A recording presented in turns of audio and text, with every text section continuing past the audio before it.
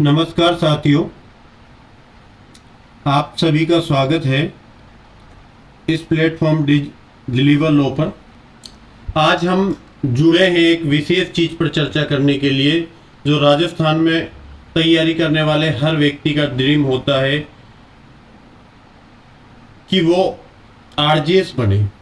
और इस ड्रीम को लेकर ही एक व्यक्ति जुडिशरी के फील्ड में राजस्थान में तो कम से कम उतरता है।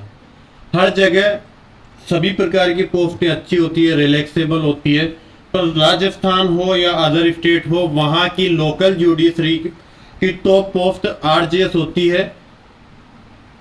क्योंकि एक तैयारी करने वाला 35 साल की उम्र का नहीं होता। अगर वो 35 प्लस होता है तो वो एडीजी में चला जाता है, पर अगर 35 साल से कम उम्र का होता है, फ्रेश एलएलबी पास आउट होता है, तो आरजेएस उसके लिए सबसे बड़ी पोस्ट होती है। आरजेएस पहले आरपीएससी कराती थी। 2013 के बाद जब आरपीएससी के हबीब खां घोरान ने अपनी बेटी को घोटाला करके लगा दिया, उसके बाद ये हाई कोर्ट के पास आ गई।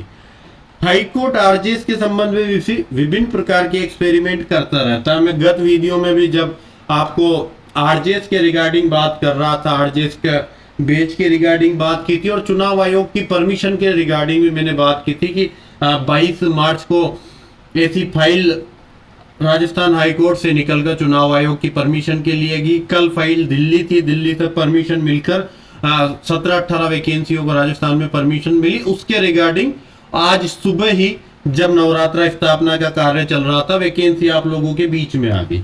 वैकेंसी आना खुशी की बात है, इसमें कोई दुख नहीं है। दुख की बात यह है कि हमें हाईकोर्ट ने बिल्कुल अचंभित करके रख दिया। 60 दिन का समय दिया प्री की तैयारी के लिए, उन्होंने 60 दिन दिए और उन्होंने एक डेट दे दी कि 16 जून 2024 को हम संभावित रूप से प्री ले रहे हैं। हालांकि इस दिन यूपीएससी का भी प्री है, क्लैश होने का चांस है, पर 5% चांस है कि डेट बदलेगी। डेट बदलेगी तो 7 दिन डिले हो सकती है, 7 दिन पहले हो सकती है। पहले नहीं जाएगी क्योंकि गजट नोटिफिकेशन जारी हो चुका है और 45 दिन का एक बैरियर होता है, वो भी उनको फॉलो अप करना होता है कि वैकेंसी निकालने के 45 दिन बाद ही प्री एग्जाम कंडक्ट करवाना होता है। तो ये 16 जून से 24 जून जा सकती है, 23 जून तक जा सकती है। बाकी वैकेंसी प्री एग्जाम बहुत जल्दी कंडक्ट होगा। क्यों इतना जल्दी है राजस्थान हाई कोर्ट को? इसके पीछे 2 रीजंस। एक मुख्य रीजन जो चर्चा में चल रहा है कि न्यू लॉ इनफोर्स में आएंगे कब से? 5 जुलाई से। और ये चाहता है कि 5 जुलाई से पहले ही पुराने लॉ के अकॉर्डिंग प्री कंडक्ट करा दे, ताकि उनको नया सिलेबस ऐड नहीं करना पड़े।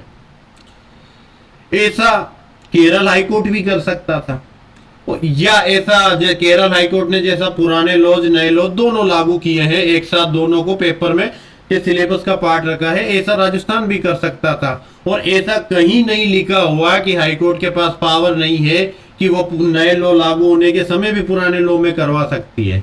दरअसल 60 दिन देने का मतलब है कि हाईकोर्ट हमेशा एक एक्सपेरिमेंट करती है। मैं पिछले वीडियो में भी इस बारे में चर्चा कर रहा था। एक युद्ध की मैंने आपको पिछले वीडियो में चर्चा की थी कि एक युद्ध होता है हाईकोर्ट के और हमारे बीच में। इस हाईकोर्ट के और हमारे बीच में युद्ध की मैं हमेशा तुलना करता हूं कि एक राणा सांगा ने युद्ध लड़ा था किसके साथ? बाबर के साथ। बाबर को आप जानते नहीं होंगे, अकबर के दादाजी हैं। तो वैसा के वैसा ही हाईकोर्ट एक बाबर रूपी शासक है जो हम पर बार बार हमला बोलता है। हम हैं एक एस्पिरेंट जो राणा सांगा की तरह है, बलशाली है, हमारे पास सारी तैयारी सारे हथियार होते हैं, पर हाईकोर्ट की आदत है कि हर बार नए नए हथियार लाके हमें अचंभित करता है। क्यों राणा सांगा और बाबर की बात की महाराणा प्रताप अकबर की भी कर सकता था। एक इनके बीच में युद्ध हुआ था जिसकी मैं चर्चा करता हूं, खानवा का युद्ध। ये युद्ध ऐसा था कि इस युद्ध में बाबर ने विजय प्राप्त की और उसके बाद भारत मुगलों का गुलाम हो गया। मुगलों के बाद हम अंग्रेजों के गुलाम रहे। अंग्रेजों के गुलाम होने के बाद आजकल कई पार्टियों और नेताओं के गुलाम हो गए हैं। हमारी स्वतंत्र सोच को प्रभावित कर दिया है। तो ये खानवा के युद्ध में राणा सांगा पूरे राजस्थान के शासक के साथ उतरा और बाबर मात्र 50,000 की सेना लेके बैठा था और इसके पास 5 लाख की सेना थी। और राजपूत राणा सांगा राजपूत शासक था। राजपूत बहुत क्षत्रिय और बलशाली शासक होते हैं। 5 लाख की सेना, सारे घोड़े, हाथी, हथियार होने के बाद भी राणा सांगा हार गया।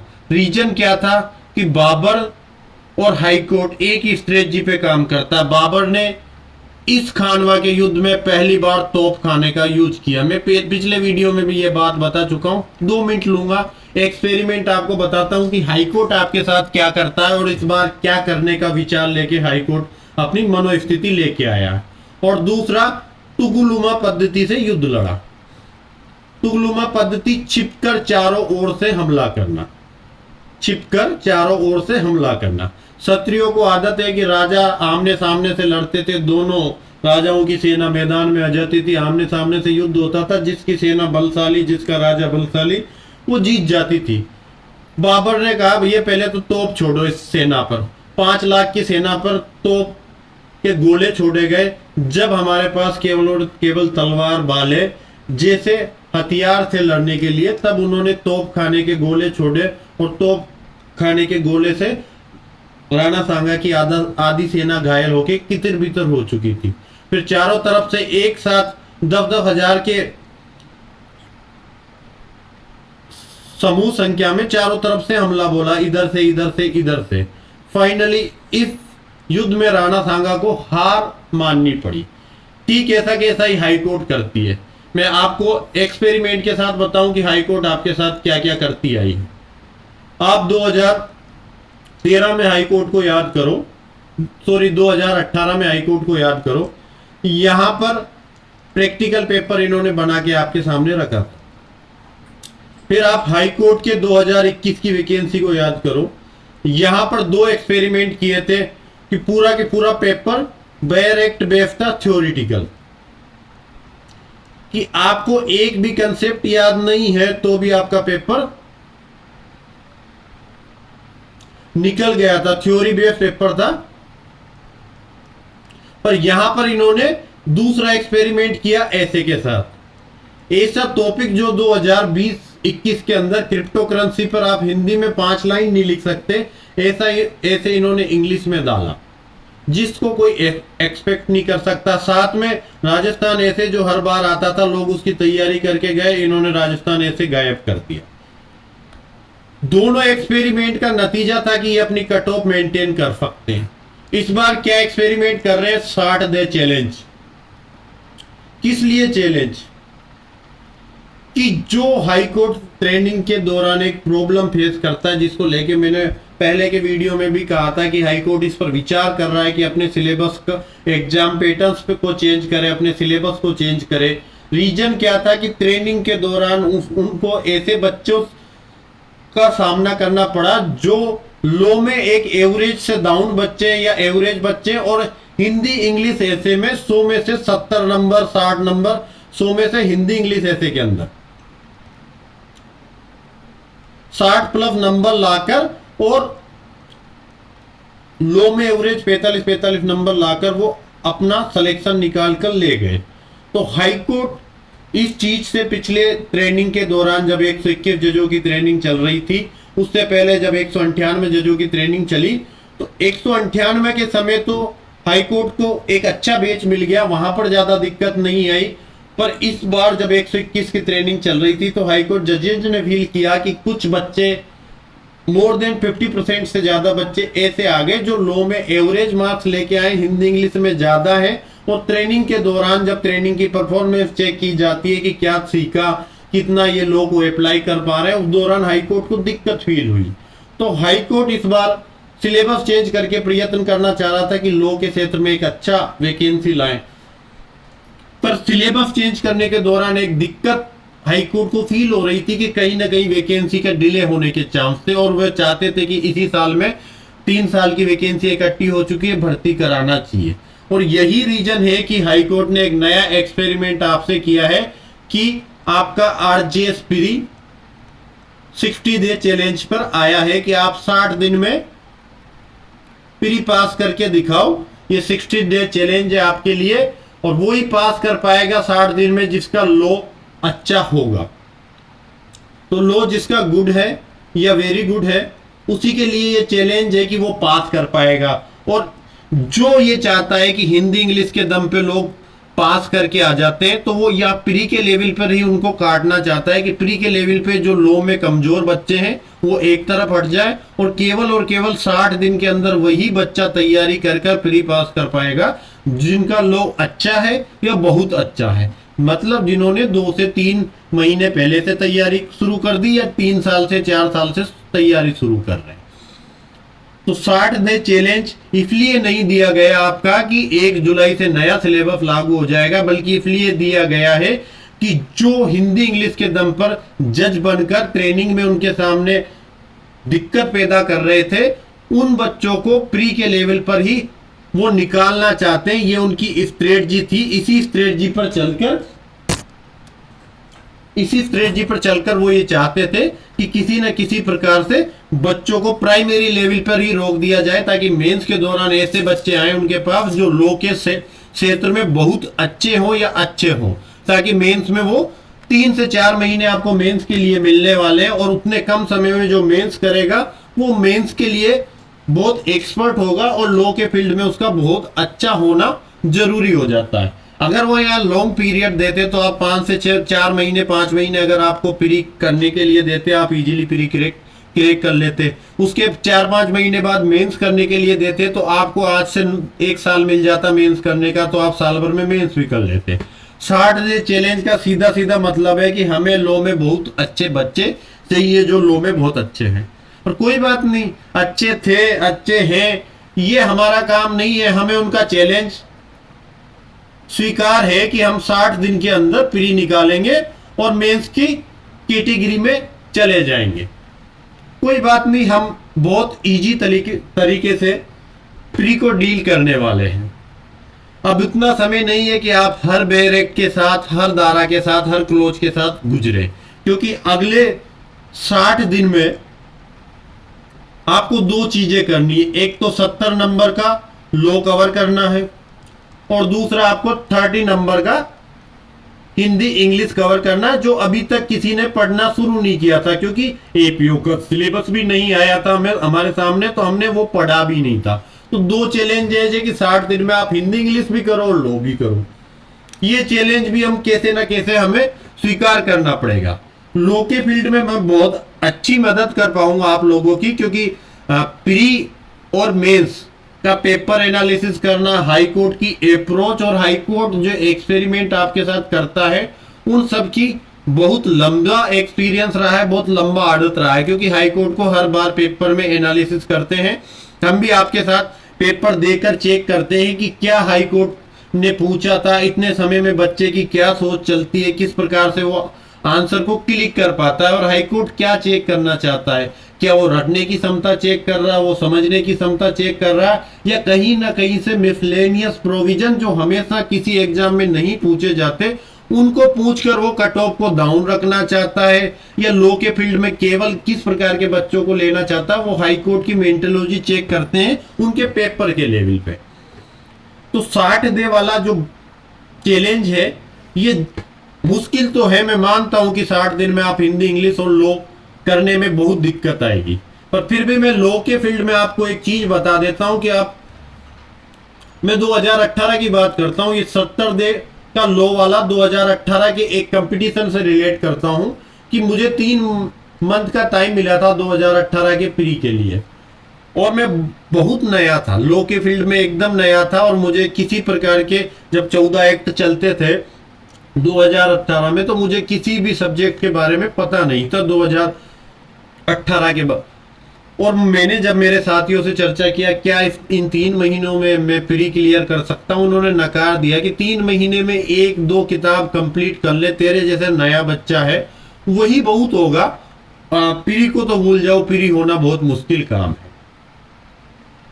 मैंने ठीक है कि चलो नहीं होगा, मैंने मान लिया, पर थोड़ा सा जुनून मेरे अंदर हमेशा से रहा है कि क्यों नहीं होगा, प्रयास तो करके देखते हैं। और प्रयास जब भी करना होता है बहुत अच्छे तरीके से प्रयास करना होता है, प्रयास हारने के लिए नहीं जीतने के लिए करना होता है।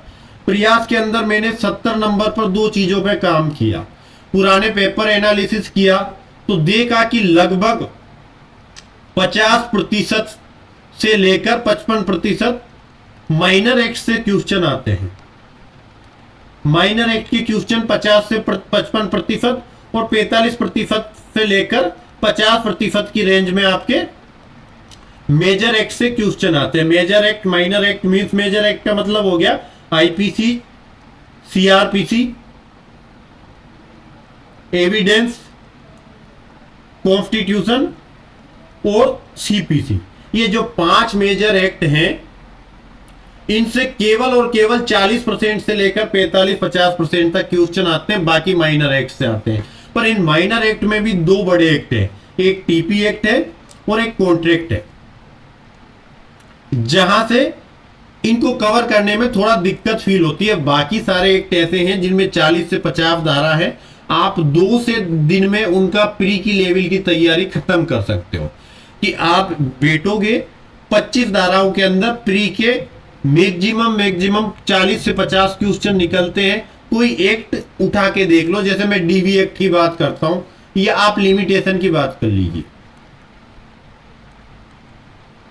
लिमिटेशन एक्ट के अंदर विद शेड्यूल 27 तो उसमें सेक्शंस हैं जो हमें पढ़ने होते हैं, हालांकि सेक्शन 32 तक जाता, पर हमारे काम के 27 सेक्शंस ही है। 27 सेक्शंस के अलावा यहां पर शेड्यूल साथ में है, इस शेड्यूल में लिमिटेशन दे रखा है। तो शेड्यूल और 27 सेक्शन को कवर करते हुए मैक्सिमम 100 से लेकर 120 क्वेश्चंस बन सकते हैं जो आपके प्री एग्जाम में आएंगे, और 100 से 120 क्वेश्चन को आप 2 दिन के अंदर फ्री कर सकते हैं।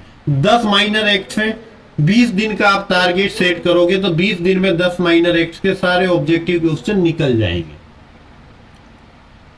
ये उन बच्चों के लिए बात कर रहा हूं जो पहली बार तैयारी कर रहे हैं, जिन्होंने बहुत ज्यादा लो नहीं पढ़ा है, 4 से 6 महीने हुए हैं, बहुत नए हैं, उनके लेवल की बात कर रहा हूं कि आपको अगले 10 बेयर एक्ट को प्री, जो माइनर बेयर एक्ट है उनको 2-2 दिन का टास्क लेकर उनमें से ऑब्जेक्टिव क्वेश्चन निकालने। पर सर अगर हमें ऑब्जेक्टिव क्वेश्चन निकालना आता तो फिर हमें पढ़ने की क्या जरूरत है, सेल्फ स्टडी कर लेते हैं। ये भी एक आपका गुड क्वेश्चन है। मैं इसके लिए ऑब्जेक्टिव क्वेश्चन मैं आपको खुद ही निकाल के देने वाला हूं कि इतने ऑब्जेक्टिव क्वेश्चन आप पढ़ लीजिए, क्योंकि ये समय बहुत कम है, मैं स्लाइडों पर बहुत ज्यादा मेहनत नहीं कर पाऊंगा, पर मैं आपको ऑब्जेक्टिव क्वेश्चन निकाल के सारे ऑब्जेक्टिव क्वेश्चन जितने बनते हैं उतने निकाल के आपके सामने ला सकता हूं कि इस सेक्शन से ये क्वेश्चन ऑब्जेक्टिव आएगा, इसके अलावा नहीं आएगा। तो मोस्टली आप फोकस करो कि जो 70 में से 40 नंबर के क्वेश्चंस आपके माइनर एक्ट से आएंगे, तो आप शुरू के 20 दिन में उन माइनर एक्ट्स को फ्री करने का प्रयास कीजिए कि शुरू के 20 दिन के अंदर हम माइनर एक्ट फ्री कर लें। उसके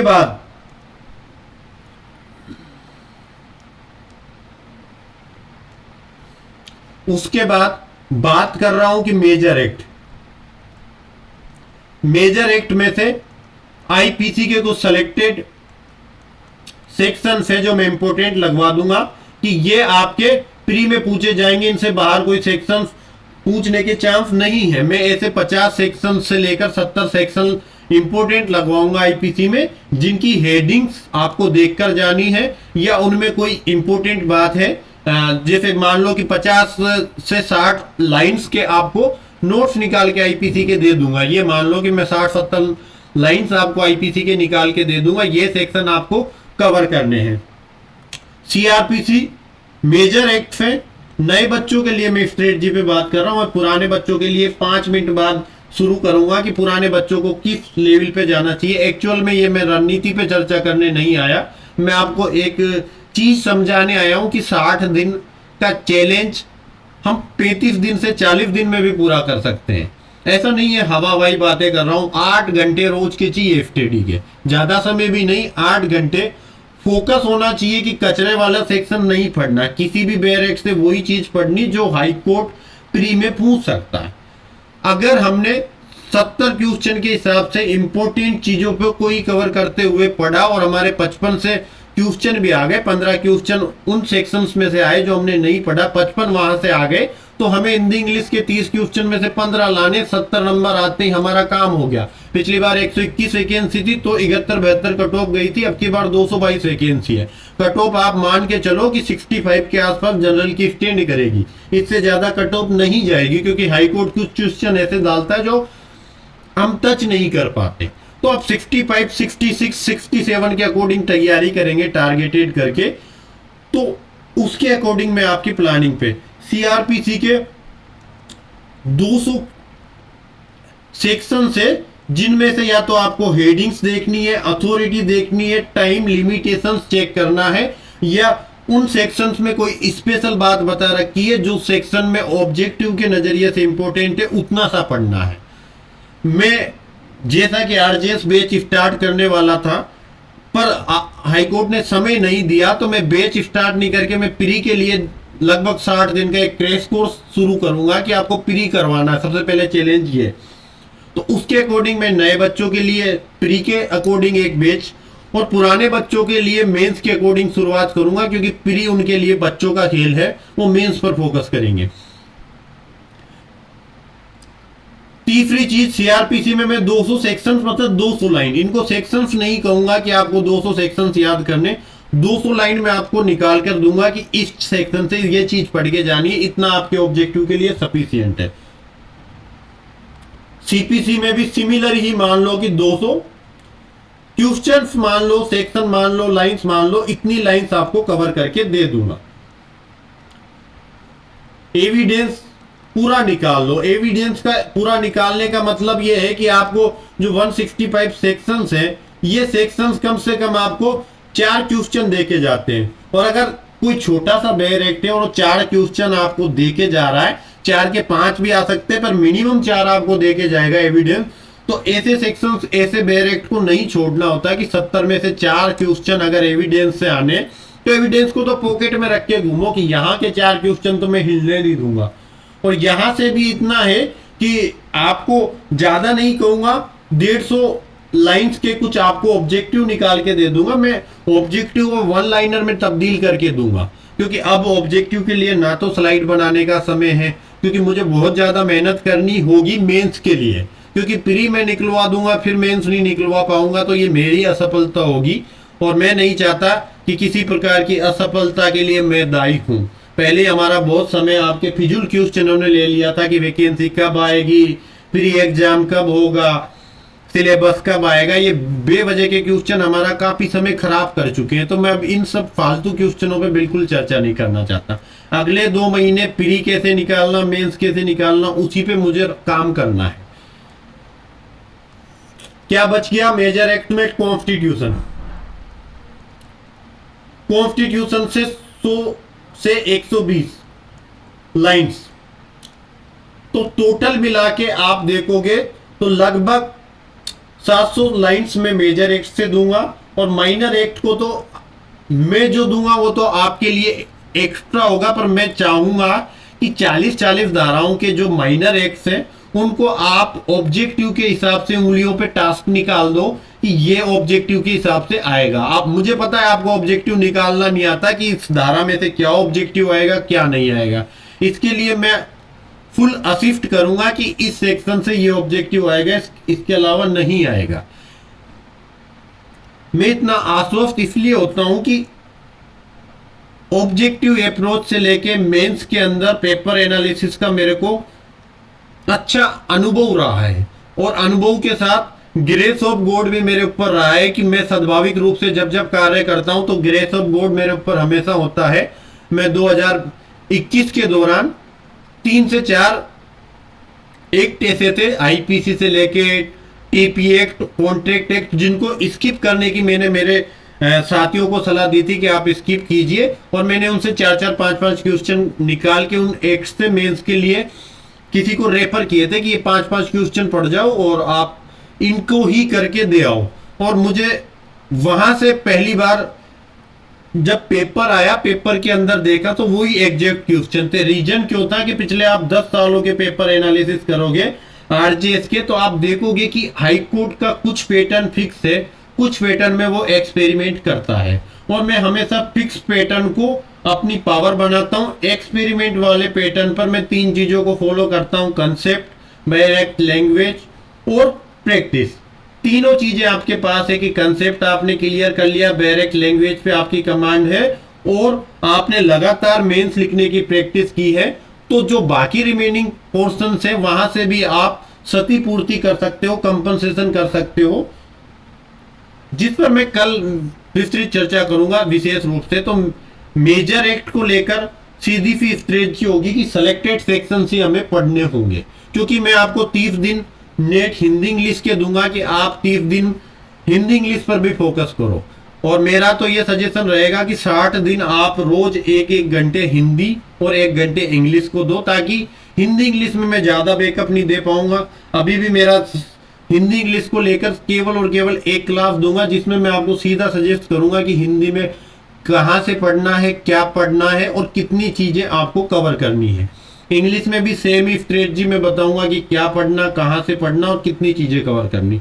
लॉ के संबंध में प्री की मैंने आपको रूपरेखा समझा दी कि माइनर एक्ट हर 2 दिन में माइनर एक्ट कंप्लीट हो जाते हैं। 40 से 45 सेक्शन, 50 सेक्शन तक माइनर एक्ट में होते हैं, किसी में 30, किसी में 32, किसी में 35, 40। और 40 सेक्शंस को आप 2 दिन में इजीली रीड आउट करके ऑब्जेक्टिव क्वेश्चन वहां से कवर कर सकते हैं। स्पेशल रूप से मेंस के लिए चर्चा करता हूं कि जिन लोगों ने बहुत अच्छी तैयारी कर रखी है उनके लिए क्या करना चाहिए। वो बच्चे जो 2 से 3 साल से इस फील्ड में है, लॉ के फील्ड में तैयारी कर रहे हैं, या 1 साल से वो कंटिन्यू तैयारी कर रहे हैं, 1 ईयर से कंटिन्यू प्रिपरेशन कर रहे हैं, उनके लिए बात करूंगा कि आप लोगों को क्या करना चाहिए।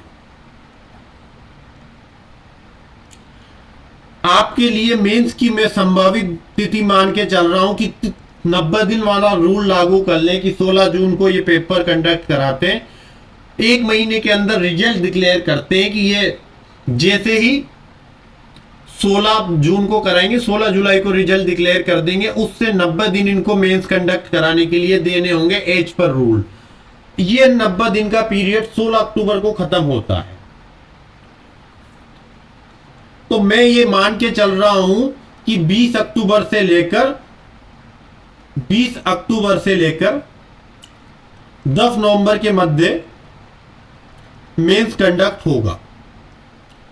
हो सकता है कि मेरा जो विचार है इसको ये प्री के पहले भी तोड़ सकते हैं। अगर इन्होंने प्री कंडक्ट कराते ही मेंस की डेट दे दी तो फिर ये 90 दिन वाला पीरियड है वो 1 महीने पहले खिसक के आ जाएगा। तो 1 अक्टूबर या लास्ट ऑफ सितंबर भी ये प्री कंडक्ट मेंस कंडक्ट करा सकते हैं। तो मेंस एग्जाम को लेकर क्योंकि हाई कोर्ट चाहती है कि हम जल्दी जल्दी एग्जाम कंडक्ट कराएं, जाकि जो लोग लॉ के फील्ड में बहुत एक्सपीरियंस रखते हैं वो ही बच्चे हमें मिले और हमें ट्रेनिंग के दौरान या एज डेस्क पर जब जज के रूप में काम करें तो ज्यादा दिक्कतों का सामना नहीं करना पड़े। इस स्ट्रेटजी को लेकर हाईकोर्ट काम कर रही है। क्या एक्सपेरिमेंट मेंस को लेकर वो कर सकती है, उस पर भी संभावित रूप से जब कल स्ट्रेटजी पर चर्चा करूंगा। ये वीडियो सिर्फ और सिर्फ मैं इसलिए है कि मैं क्या करने वाला हूं, आपको अगले 2 महीने क्या करना है मैं कल चर्चा करूंगा कि आज इसकी तैयारी कैसे करनी है। आज मेरा सिर्फ और सिर्फ इतना सा मोटिव था कि प्री वालों को क्या फॉलो अप करना चाहिए, जो नए बच्चे हैं उनको, मेंस वालों को जिनको बहुत अच्छी तैयारी है उनके लिए प्री बच्चों का खेल है। मैं भी ये मानता हूं कि प्री के लिए 10 से 15 दिन उनके लिए बहुत सफिशिएंट होते हैं जिनकी तैयारी अच्छी है।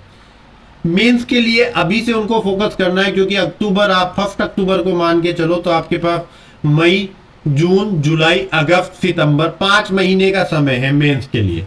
5 मंथ्स में मेंस की तैयारी करनी है और इसमें आपको ए से भी देखना होता है। तो ये समय ऐसा है कि आप बेयर एक्ट के हर पॉइंट से गुजरोगे तो 5 महीने में आप ऐसे कवर नहीं कर पाओगे।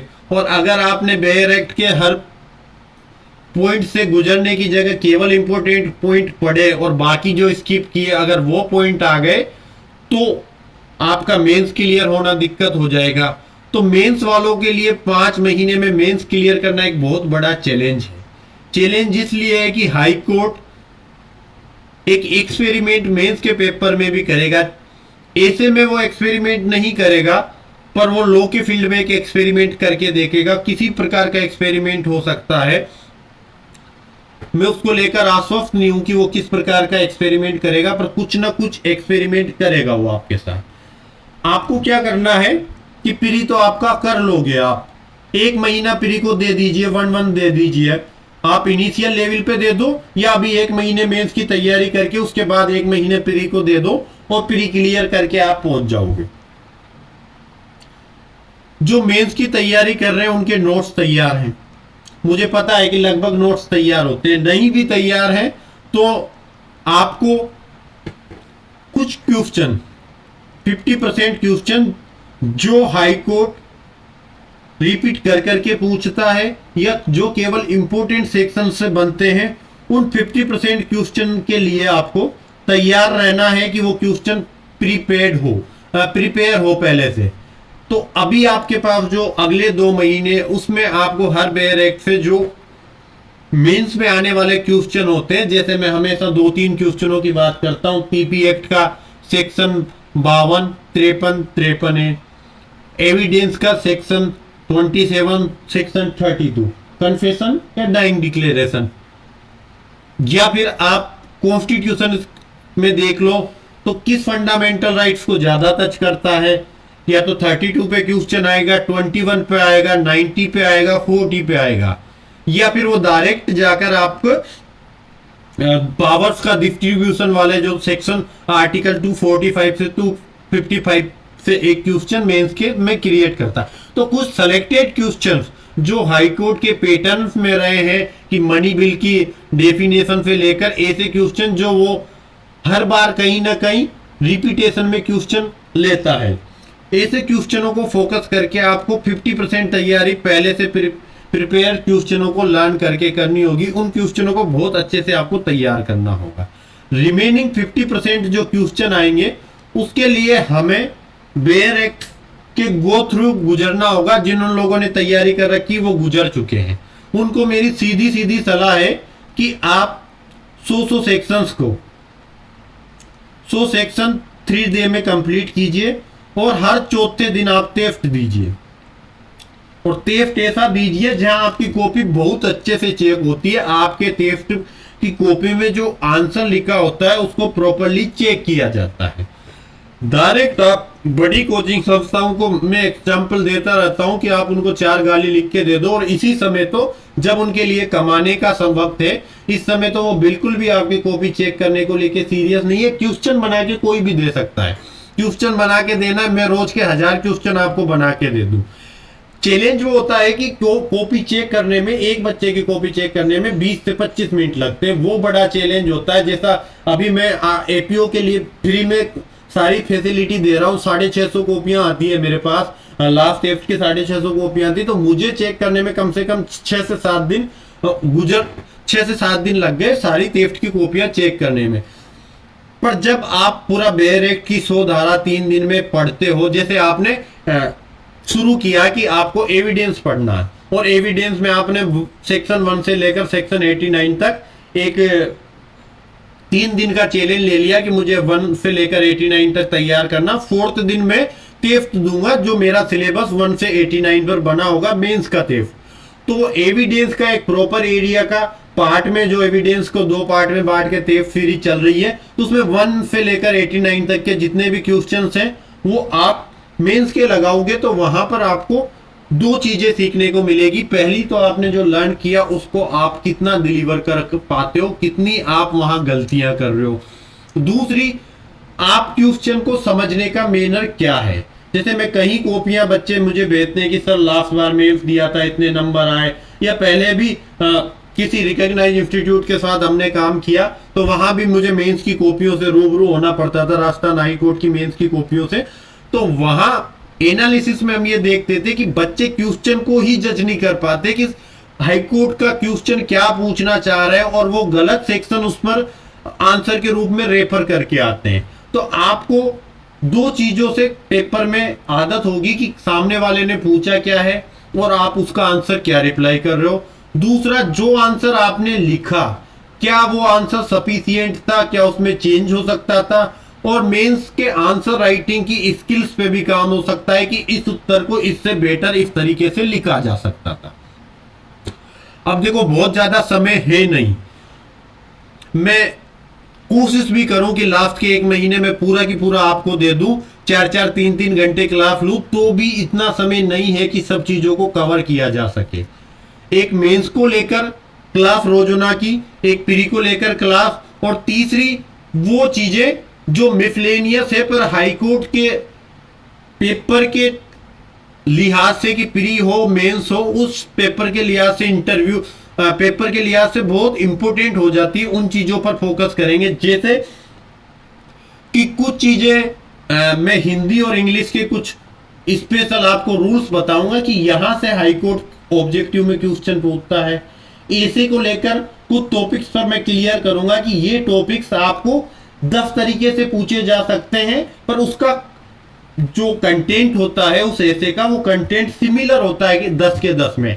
तो एक ही ऐसे या एक ही ऐसे के कुछ ऐसे पार्ट जो 10 ऐसे के टॉपिक्स को इजीली कवर कर सकते हैं, उन पर चर्चा करेंगे। मेंस के आंसर राइटिंग के मैं 14-15 क्लास दूंगा, उन पर चर्चा करेंगे। तो मैं 3 प्रकार से आपको अगले 3-4 महीने बैकअप देने का प्रयास करूंगा।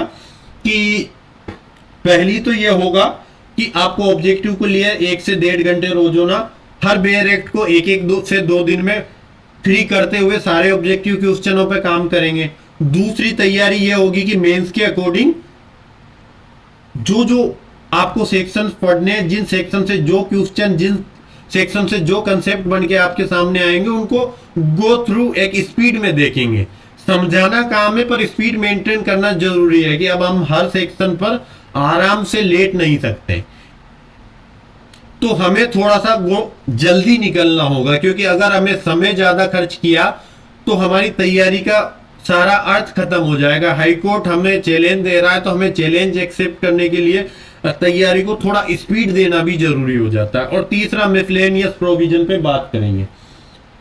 टेस्ट सीरीज को लेकर भी मैं 2 तरह की बात करूंगा। एक तो टेस्ट सीरीज आपको एज ए क्वेश्चन आएंगे उसका सॉल्यूशन करा के दे सकता हूं। दूसरा कि अगर मैं कॉपी चेक करने पर समय खर्च करूंगा तो फिर मैं आपकी तैयारी पे समय नहीं खर्च कर पाऊंगा। तो अगर आप चाहते हैं कि आप कॉपी चेक करें, उसमें एक एक आपकी गलतियां कवर कर पाए, तो मुझे कहीं ना कहीं उसके लिए फैकल्टी हायर करनी पड़ेगी। 2 से 3 लोग चाहिए, क्योंकि काम करने के लिए एक अच्छी फैकल्टी चाहिए, और अच्छी फैकल्टी को हायर करना थोड़ा सा मुश्किल काम हो जाता है। तो अगर आप चाहते हैं कि कॉपी चेक करवाना चाहते हैं तो इसके लिए मुझे 1-8 दिन में बता देना, ताकि मैं उसके अकॉर्डिंग फैकल्टी हायर करूं। और हो सकता है कि एक इसके लिए मुझे किसी प्रकार का व्यवस्था में दिक्कत आए तो मैं आपसे कन्विंस कर लूंगा। कल मैं एक ओपन सेशन के द्वारा आप लोगों से चर्चा भी करूंगा। शाम को मैं आपको एक ओपन सेशन रख दूंगा, 1 घंटे से ज्यादा हम चर्चा नहीं करेंगे, तो उस पर हम स्ट्रेटजी पर चर्चा कर लेंगे। सुबह 11-12 बजे के आसपास स्ट्रेटजी का वीडियो आएगा कि आरजीएस के लिए अगले 4-5 महीने आपको किस प्रकार तैयारी करना।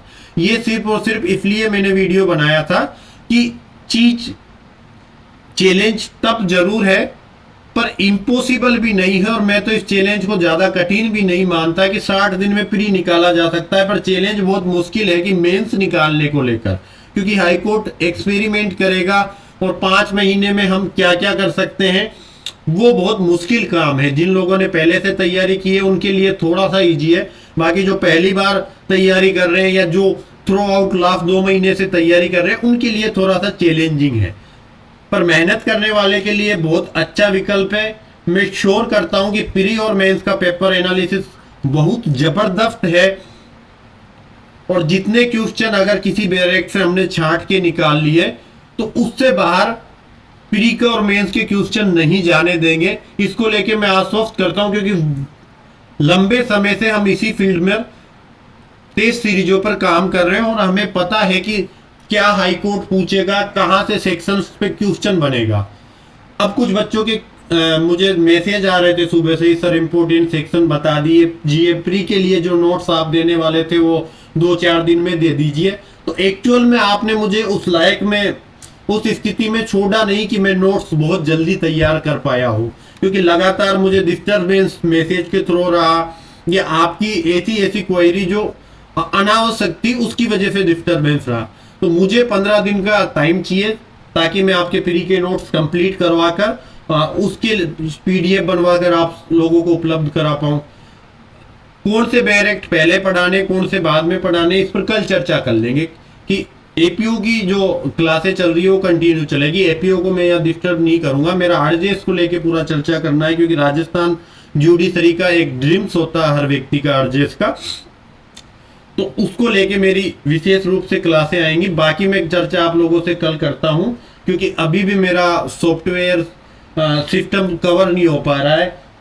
जो हमारे ऐसे को लेकर जो फाइलें थी और जो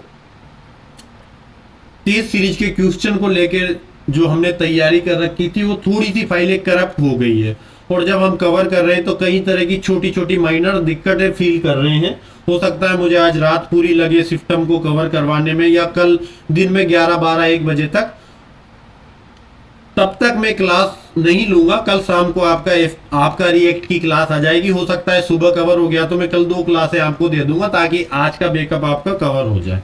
बाकी मैं कल स्ट्रेटजी पर चर्चा करता हूं, उस पर सारी चीजें डिस्कस कर लेंगे कि कैसे तैयारी करनी है। Thank you so much. थोड़ा सा संयम बनाकर रखना। बाकी क्वेश्चन कल ओपन सेशन में चर्चा कर लेंगे, ज्यादा कमेंट बाजी मत करना, इतना सा आपने सुन लो और उसी पे चर्चा कर लो। बाकी हम कल ओपन सेशन से चर्चा कर लेंगे। Thank you so much.